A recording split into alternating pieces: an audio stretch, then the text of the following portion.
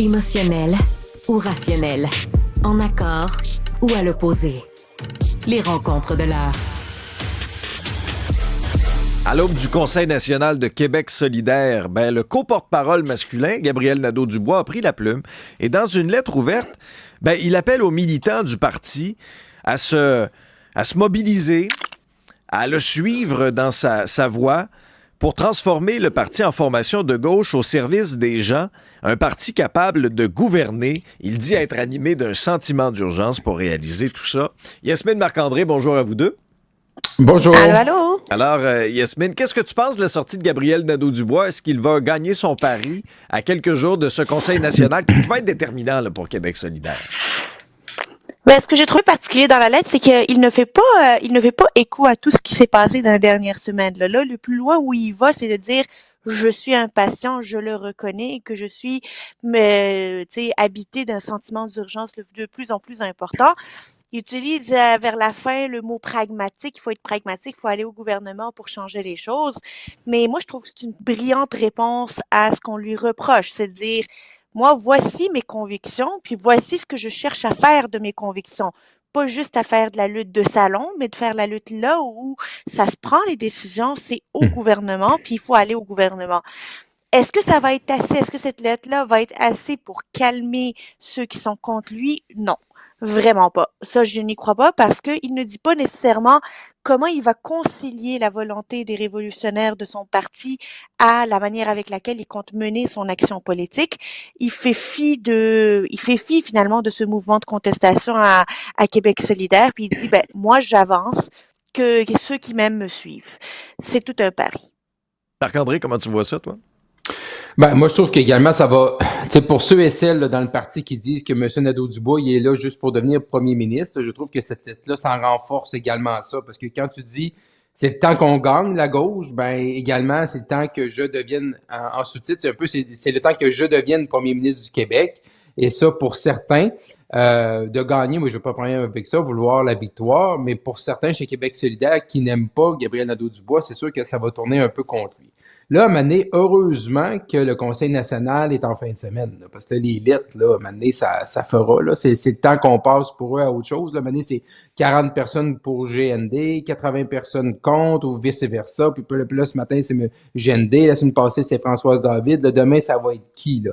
Fait que là, j'ai comme le pressentiment que d'ici au début du Conseil national à Jonquière, vendredi, samedi et dimanche, ça va être juste ça encore, là, des déclarations, mais comme Mme Massé disait au cours des derniers jours, c'est le temps qu'on mette des propositions au jeu, puis que la démocratie s'exprime. Là. Et après ça, tout le monde décidera qu'est-ce qu'ils font suite à ces résultats-là. Parce que même vendredi, on apprenait qu'il y avait 2 scénarios pour remplacer Mélise Lessard-Terrien, un tôt, à l'automne prochain lors du congrès virtuel, ou plus tard pour des nouvelles règles, parce qu'on n'aime pas les règles dont Mme Lessard-Terrien a été élue. Ça aussi, M. Nadeau-Dubois il va être questionné là-dessus. Là. Il va devoir se prononcer. Et si on va sur un scénario qui est plus tard que tôt, c'est sûr, il y a des gens dans le parti qui vont critiquer M. Nadeau-Dubois d'essayer de profiter du fait qu'il n'y a pas de co-porte-parole permanente là, pour lui, justement, là, prendre toute la place. Donc, je trouve qu'au-delà des grandes idées, des parler d'éducation, santé, M. Nadeau-Dubois n'aura pas le choix dans les prochains jours de s'exprimer sur justement là, quand on va élire la nouvelle co-porte-parole et quelle devrait être la structure là, du parti pour les prochaines années. Là. Mais Yasmine, à plus court terme, là, avec toute la grogne qu'il y a au sein même de Québec solidaire, est-ce que Gabriel Nadeau-Dubois, dans ton esprit, va passer à travers la fin de semaine? C'est-à-dire que il n'y aura pas de tentative de le faire, de l'écarter ou une espèce de vote de confiance? Ou est-ce qu'il dimanche, là, est-ce qu'il passe à travers le Conseil national? Honnêtement, ça demeure un mystère parce que au-delà de ce qui peut se passer sur le plancher, là, les personnes qui vont prendre le micro, les personnes qui vont pouvoir s'exprimer, puis encore faut, ça va être probablement à huis clos toutes ces histoires-là, fait qu'on pourra pas y assister. C'est tout ce qu'on appelle le bruit de couloir, là, les personnes qui vont être mobilisées, ils vont spinner quoi aux journalistes, chroniqueurs et tout aux alentours? Est-ce qu'il y a une stratégie? Est-ce que ces révolutionnaires sont assez organisés pour pouvoir nuire à Gabriel Nadeau-Dubois durant cet événement-là. On ne sait pas leur degré d'organisation. Catherine Dorion avait donné une entrevue la semaine passée à Patrick Masbourian où elle disait « Oh non, moi je ne veux pas y être, je suis une militante passive. » Pour une militante passive, je la trouve pas mal active, moi. Mais elle y sera pas. Est-ce que d'autres personnes qui sont de sa mouvance vont eux y être et sont organisées? Mais c'est sûr que j'ai l'impression que ce Conseil national-là pour Québec solidaire, c'est soit ça passe, soit ça casse. Gabriel Nadeau-Dubois joue le tout pour le tout là, cette fin de semaine. Marc-André. Moi, je pense qu'il va être correct. Je pense qu'il va traverser la fin de semaine. Oui, il y a des gens qui sont contre son leadership, mais c'est un peu, on sent pas non plus l'organisation là. Avec Yasmine, ce que tu rapportes de Catherine Dorion, qui sera même pas là présente. Le fait que M. Nadeau-Dubois a le caucus avec lui, je pense que le caucus va faire le travail avec les gens sur le terrain. Je pense que c'est plus facile pour M. Nadeau-Dubois que s'organiser. Quand on regarde les oppositions à M. Nadeau-Dubois, ça semble un peu dilué là, présentement. Donc, puis il faut se rappeler également, M. Nadeau-Dubois vient de traverser un vote de confiance là, il y a quelque temps. Il avait obtenu plus de 90% d'appui. Même s'il avait fait un acte de contrition en disant ça n'a pas été facile, 2022, je prends ça sur moi, j'ai réfléchi à mon avenir. Là, je pense qu'il va être correct pour en fin de semaine. Ça ne veut pas dire que ses problèmes vont tout être réglé là, pour autant par la suite. Il va rester d'autres débats à l'interne, mais je pense que pour le court terme, Jonquière devrait être quand même un bon moment pour lui. Parce que souvent, c'est tout le temps dans les événements, là. Moi, ce que je me rappelle en politique, Alexandre, là, c'est comme, mettons, là, moi, j'étais chef de cabinet, puis je participais au caucus, les mercredis matins. Des fois, ça brassait. Oui, des fois, ça brassait. Mais tu sais, le mardi soir, on avait une petite réunion pour préparer le caucus. Tu dis, hey, demain, là, ça va être l'apocalypse. Demain, là, ça va être l'enfer. T'arrivais là, c'était tranquille. Mais le mardi, tu dis, on a un petit caucus, hein, on va s'en sortir pas trop facilement. Non, là, c'est là que ça pétait parce qu'il y a un enjeu que tu avais sous-estimé. Là, tout le monde s'attend que ça va être l'été en fin de semaine. Fait que je pense que ça va être quand même relativement calme. C'est vrai. Le Parti québécois a lancé une nouvelle offensive publicitaire sur la souveraineté et ses grands avantages. Écoutons un extrait. La santé, l'éducation, le français, c'est important pour nous au Québec. On envoie à Ottawa 82 milliards de notre argent à chaque année. Et qu'est-ce qu'on reçoit en échange? Presque aucun service direct à la population. Ajoutez à ça qu'Ottawa veut décider à notre place en empiétant dans nos champs de compétences et nous impose une politique d'immigration incontrôlée qui dépasse notre capacité d'accueil en logement, en français et dans notre capacité à offrir des services. Marc-André, est-ce que t'es inspiré? Est-ce que c'est un bon coup du Parti québécois? Ben, je veux dire, monsieur PSPP, il s'assume, là. Ça, c'est clair. Il s'assume depuis le début. Là, on est de là de s'assumer. Hein. C'est pas juste dire, mettons, répondre aux questions des journalistes au Parlement, à l'Assemblée nationale et dire, OK, là, tu sais, on va en faire un premier mandat. Là, c'est vraiment, on pense que c'est un argument qui va le permettre. Si tu fais ça parce que tu penses que ça va être payant, politiquement, puis que tu vas gagner des points, des appuis dans la population. Fait que c'est au-delà de s'assumer, c'est vraiment dire, c'est aussi une carte qui va me permettre d'augmenter mes appuis. Les arguments sont là. C'est des arguments, c'est pas de nouveaux arguments là, pour la souveraineté, mais c'est des arguments non plus qui ont été utilisés dans les dernières années, qui n'ont pas permis de faire bouger l'aiguille par rapport à l'appui à ce projet-là. Moi, j'ai toujours été convaincu que ça va prendre pour que vraiment là, qu'on sente là, un appui dans la population pour la souveraineté du Québec. Ça va prendre une crise, comme on avait vu avant 95. Ça prend une crise, ça prend quelque chose qui se passe vraiment, qui vient chercher les tripes. On essaye de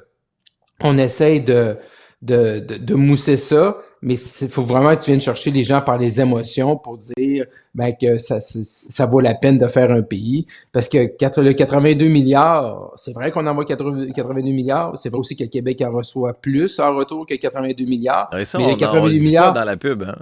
Ouais, non, hein? 82 milliards. Non, puis quand PSPP dit 82 milliards, puis on ne reçoit pas de services en retour, mais c'est comme ça un peu que c'est fait. Je veux dire, au fédéral, c'est des enjeux qui ne sont pas des enjeux directement à la population, c'est pas les vidanges, c'est pas les écoles. Mais ce 82 milliards-là, même s'il revient au Québec, il va falloir le dépenser dans des sphères d'activité qui ne touchent pas directement à la population, comme créer une armée québécoise, par exemple. Parce qu'il y a une offensive publicitaire de cette ampleur-là. On n'a pas vu ça depuis 95. Non, on n'a pas vu ça, puis on ne voit pas encore, nous, le référendum, parce que, tu sais, Paul Saint-Pierre Plamondon n'a pas été encore élu, là. Fait que là, on dirait qu'il est déjà en train de préparer la campagne référendaire, mais j'ose espérer qu'il y a d'autres arguments que le 82 milliards, parce que, je sais pas si tu as vu ça, Alexandre, mais ils ont eu toute une joute, là, vendredi, Elsie, Marc-André Ah et oui, Luc, là. j'ai sorti le popcorn. Hey, je dois Ah, je c'était dois très dire bon. que je l'ai vu 2 fois. C'était tellement bon que je l'ai vu 2 fois. Je l'ai vraiment vu 2 fois, là. Meilleur qu'un film Netflix. Mais Luc Lavoie rappelait qu'on reçoit 92 milliards alors qu'on envoie 82 milliards. C'est ça, la vérité. Puis là, genre, tu vois le visuel, là. Quand tu parles du Canada, c'est noir et blanc. Puis là, dès qu'il parle du Québec, ça prend des couleurs. Écoute, c'est rationnel et en même temps, c'est un peu le monde des licornes.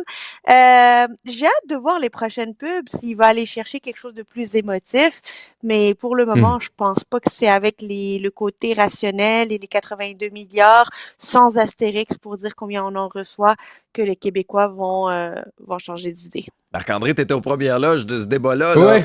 T'étais un des 3 belligérants, là. Ouais, ben là, parfait. en fin de semaine, j'ai plein d'amis, là. J'ai plein d'amis. T'as de la souverainistes, correspondance là. souverainiste. Ouais. Ah, j'ai plein de ouais. messages. Ils sont très actifs. Hein. Ils sont très, très, très actifs. J'ai eu beaucoup de messages. Mon téléphone a sonné toute la fin de semaine. Mais je me suis tenu loin des médias sociaux. Moi, c'est pas j'embarque pas vraiment dans ce genre de débat-là sur les médias sociaux. Je me tiens loin de ça. Ah, Mais c'était bon. faudra voir, il y aura d'autres campagnes. Est-ce qu'il y a une campagne plus émotive qui va entrer dans les prochaines semaines, prochains jours? Mais pour moi, il y a un risque quand même. Parce que pour M. Saint-Pierre Plamondon, c'est qu'il a gagné Jean Talon, par exemple. Il a gagné Jean Talon, qui est un comté qui n'était pas typiquement péquiste. Il a gagné en amenant des gens être capables de fédérer les oppositions à la CAQ en se présentant comme je suis l'anti-caquiste par excellence. Je suis rempli d'espoir. Suivez-moi, les amis. Fait qu'il a réussi à rentrer des gens dans son autobus péquiste en disant, votez pour... Puis il y a des gens qui ont dit, je rentre dans l'autobus, mais rendu un référendum, s'il y en a un, je vais voter contre. Mais là, est-ce qu'en faisant ce genre de publicité-là, est-ce qu'il va faire en sorte qu'il y a plus de gens qui vont dire, j'aurais voté pour lui en 2026, mais là, je suis pas capable de voter pour lui. Il y a quand même un risque, là, présentement. Et il faut comprendre, M. Saint-Pierre Plamondon doit comprendre où ce qu'il est actuellement, là. Il est en première position, c'est pas à cause de la souveraineté. S'il est en première position, c'est à cause de lui, en premier chef. C'est ça. Et deuxièmement, parce que la CAQ, ça va pas bien et les gens voient une valeur refuge à la CAQ. Et s'il perd ça de vue, là, ça va être intéressant de voir comment les sondages vont s'aligner. Ouais, parce qu'actuellement, l'appui à la souveraineté, c'est à peu près quoi, 36 selon le dernier léger? Environ. 36. Ça bouge pas tant là, d'un sondage à l'autre. Puis on a vu, même le Parti québécois reculer et PSPP reculer aussi à la question qui ferait le meilleur premier ministre. Yasmine, je veux t'entendre sur la question du vol de véhicules. On sait que c'est un fléau à Montréal, mais c'est un fléau ailleurs au Canada aussi, dans le Grand Toronto. Ottawa a dévoilé son plan national pour lutter contre le vol des véhicules, avec, entre autres, des peines plus sévères. Est-ce que tu penses réellement que le plan d'Ottawa va réussir à faire changer les choses? Non et non et non. Moi, j'étais hyper déçue de voir ça, honnêtement, là. Je me dis tout ça pour ça, parce que le plan, là, c'est augmenter les peines pour les vols de véhicules violents, là. Le mot magique ici, c'est violent. Fait qu'à Comme du partir de quand c'est carjacking, violent? Fait que, avec arme à ben, feu. c'est ça. Alors, quand toi, tu te réveilles le matin, là, puis ta voiture est plus dans ton driveway, c'est pas violent. Fait que, tu sais quoi, les crimes les peines vont pas être plus sévères. Or, ici au Québec, c'est la majorité des vols. La majorité des vols ne sont pas violents et il va falloir faire en sorte que ça en fait qu'on puisse être plus sévère, même dans les crimes non violents. Faut pas attendre qu'il y ait du carjacking pour être dissuasif. Faut que ça se fasse maintenant. Donc, très déçu de ce plan-là. Marc-André, as-tu mis ta barre là, sur ton volant de ton VUS, là? Non, non, pas encore. Ici à Québec, on semble être correct pour l'instant. Mais moi, c'est par rapport au délai que ça a pris. Tu sais, ils ont fait leur grand sommet là, début février. Là, on est rendu presque à la fin mai. Là, on présente ça. Mais là, en regardant ça en fin de semaine, je vous dis là, je comprends. Là, c'est parce que dimanche, Justin Trudeau, il a déclenché une élection partielle dans Toronto-Saint Paul. Donc vraiment là, au cœur là, de la ville reine. Et là, c'est Karen Bennett qui était là depuis plusieurs années. Les libéraux ont compté depuis 1993.